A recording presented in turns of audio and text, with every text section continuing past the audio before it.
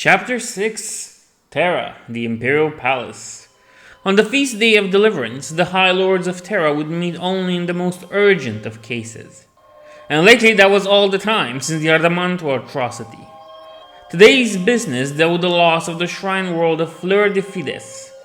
Such matters would not be communicated to billions on Terra out of fear that they will become hysterical and other groups would join together to make moves within the Senatorum. The High 12 stood to discuss the matter of such losses. Somewhat too cold and calculating, but that happens when you are far away from the planet's dying and you have to take care of a million more.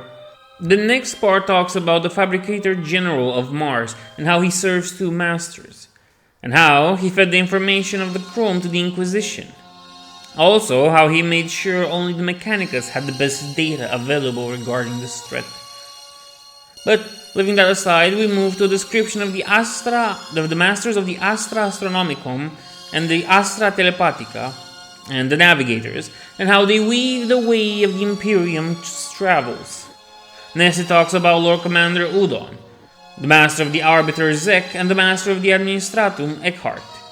We also learn how now that a man named Verold, I'm gonna hate that name, has taken the position of Lord Commander Militant in Het's stead.